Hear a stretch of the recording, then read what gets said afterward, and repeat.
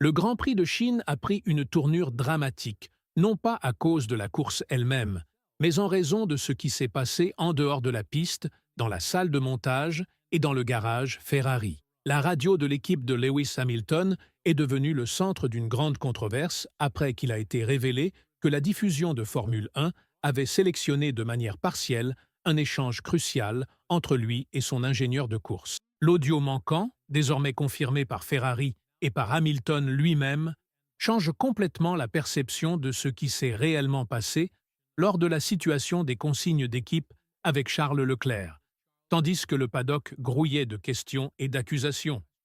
Le bras commercial de la Formule 1, FOM, est maintenant soumis à un examen minutieux pour ce que beaucoup qualifient de manipulation délibérée du et Ferrari est furieuse. Le directeur de l'équipe Ferrari, Fred Vasseur, a critiqué ouvertement l'équipe de diffusion, affirmant qu'il était ridicule d'avoir omis le message radio qui prouvait que Hamilton avait proposé de laisser Charles passer en premier. Il ne s'agit pas simplement d'un message isolé, mais de confiance, de transparence et de la fine ligne entre le divertissement et la déformation dans la Formule 1. Dans cette vidéo, nous expliquerons en détail ce qui a été dit, ce qui a été omis, pourquoi cela importe et comment la Formule 1 a réagi face à la vague d'indignation croissante. Vous obtiendrez une vision complète du drame radio, de l'enquête interne et de ce que cela signifie pour Hamilton, pour Ferrari et pour la crédibilité du sport à l'avenir. Si vous souhaitez connaître tous les détails, la véritable histoire, et non pas seulement les moments forts édités, n'oubliez pas d'aimer cette vidéo, de vous abonner à la chaîne et d'activer les notifications afin de ne jamais manquer la vérité derrière les plus grandes controverses de la Formule 1. Cette voix est celle de Lewis Hamilton. La conversation, un échange radio avec son ingénieur de course Ferrari Riccardo Adami et la décision du bras commercial de la Formule 1, FOM, de ne diffuser qu'une partie de cet échange, une décision qui a déclenché une vague d'indignation et une enquête interne sérieuse, sont au cœur de cette affaire. Tout a commencé de manière apparemment innocente lors du Grand Prix à Shanghai. Hamilton était sous pression. Son coéquipier Charles Leclerc, malgré des dommages à l'aileron avant causés par un contact précoce, se rapprochait rapidement. Ferrari gérait la situation avec prudence. Hamilton, peinant avec l'adhérence et la stabilité à l'arrière, a pris la radio et a déclaré quelque chose de très révélateur. « Je pense que je vais laisser passer Charles, parce que j'ai des difficultés. » Ce message a montré de la maturité, de la clarté et un esprit d'équipe, et il n'a pas été diffusé.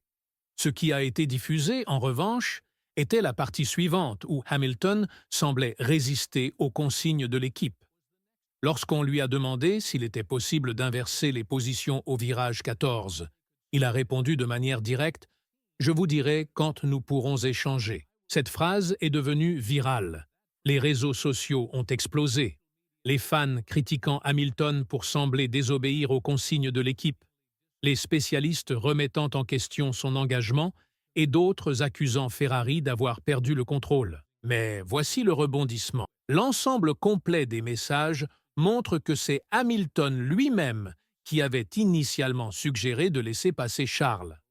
Il ne s'agissait pas de résistance, mais d'une question de timing, une petite différence cruciale qui a été complètement perdue dans la traduction en raison du choix de diffusion de la FOM, et c'est là que cela passe d'un simple malentendu à un véritable scandale. Le directeur de l'équipe Ferrari, Fred Vasseur, ne s'est pas retenu après la course. Il a qualifié de ridicule le fait que la diffusion ait omis la partie la plus importante de l'échange, celle qui exonérait Hamilton de tout reproche. Selon Vasseur, il ne s'agissait ni d'une erreur technique, ni d'une question de privilégier un contenu plus captivant, mais d'une décision éditoriale délibérée destinée à semer la confusion et à fabriquer du drame. Vasseur a expliqué que le premier appel venait de Lewis, qui demandait l'échange, mais qu'en vue de créer du spectacle et d'exacerber la situation, seule la deuxième partie de la question a été diffusée. En coulisses, la Formule 1 a lancé une enquête interne sur la manière dont les messages radio sont sélectionnés, édités et diffusés lors des retransmissions en direct. Ils se sont entretenus directement avec Vasseur pour discuter de l'incident et ont publié une déclaration publique en insistant sur le fait que l'omission n'était pas intentionnelle. Selon un porte-parole de la Formule 1, en raison d'autres situations survenant pendant la course, le message de Lewis n'a pas été diffusé, mais ce n'était pas volontaire. Ce n'est pas la première fois que les fans accusent la Formule 1 d'éditer sélectivement des conversations radio afin d'amplifier le drame. Mais cette fois, les conséquences sont bien plus préjudiciables. Cela a non seulement déformé les actions de Hamilton, mais cela a également sapé Ferrari à un moment où ils étaient déjà sous une immense pression, luttant avec les performances de la voiture, la communication avec les pilotes et un début de saison difficile. Hamilton a entamé la saison 2025 avec des attentes extrêmement élevées.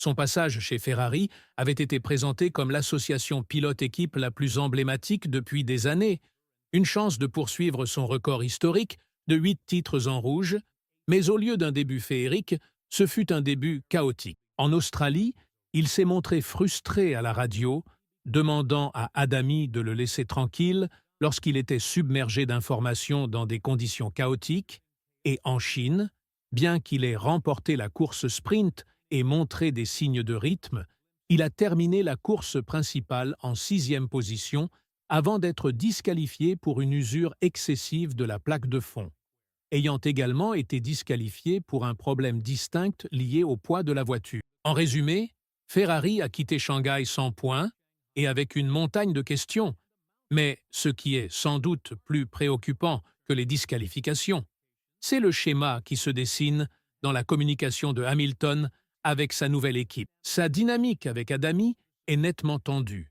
Le dialogue fluide et de confiance qu'il entretenait autrefois avec Peter Bonington chez Mercedes faisant désormais défaut. Ce type de relation ne peut se construire du jour au lendemain.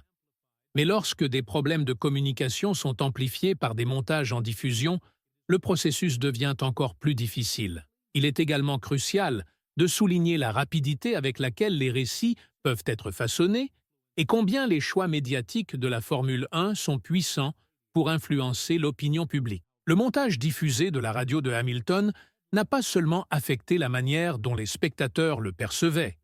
Il a également alimenté les manchettes, suscité des spéculations et créé une histoire négative alors qu'il n'y avait apparemment aucun problème dès le départ. La réponse de la Formule 1 a peut-être minimisé l'incident, mais le fait qu'une rencontre avec Vasseur ait été nécessaire montre à quel point Ferrari prenait la situation au sérieux, et à juste titre. Les équipes dépendent d'une représentation juste et précise, surtout dans un sport où chaque détail est analysé par des millions de personnes.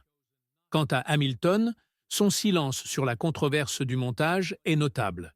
Il a choisi de ne pas commenter directement, du moins pour l'instant, mais son comportement après la course en disait long. Il était concis, clairement déçu et s'adaptait encore à la vie chez Ferrari. Il a admis que la voiture manquait d'adhérence à l'arrière et qu'il avait du mal à trouver le rythme. Ses mots exacts furent « Je n'avais aucune adhérence à l'arrière et la voiture ne prenait pas les virages à basse vitesse hier. Je n'avais pas ce problème. J'avais simplement du mal à trouver le rythme. Alors j'ai pensé « Laissez-moi essayer quelque chose ». La phrase « Laissez-moi essayer quelque chose » résonne comme le thème du week-end.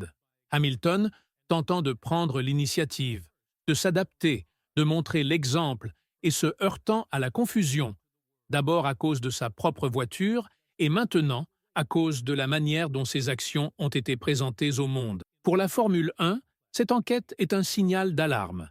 L'intégrité de la diffusion compte dans un sport aussi complexe et axé sur les données que la Formule 1, le contexte est primordial. Prendre des raccourcis pour créer du drame peut sembler anodin, mais lorsque cela nuit à des réputations, ce n'est plus du divertissement, c'est de la déformation. Pour Ferrari, cet incident vient s'ajouter à un début de saison déjà difficile.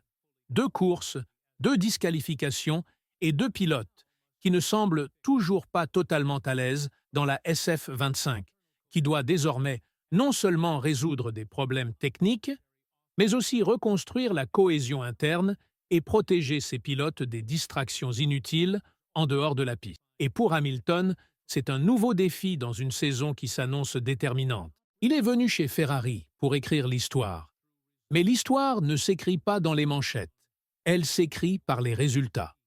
S'il veut renverser la situation, il lui faudra plus que de la vitesse.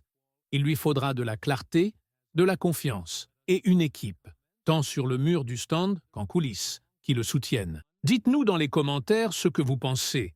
S'il était fautif que la Formule 1 n'ait pas diffusé le message complet, si Ferrari a bien fait de les dénoncer, et si Hamilton peut reconstruire cette relation avec son ingénieur, avec son équipe et avec les fans. Si vous souhaitez rester informé de chaque rebondissement dans cette saison explosive 2025, du drame radio au choc du jour de course, n'oubliez pas d'aimer cette vidéo, de vous abonner à la chaîne et d'activer toutes les notifications, car ce qui se passe en dehors de la piste est tout aussi intense que ce qui se passe sur la piste.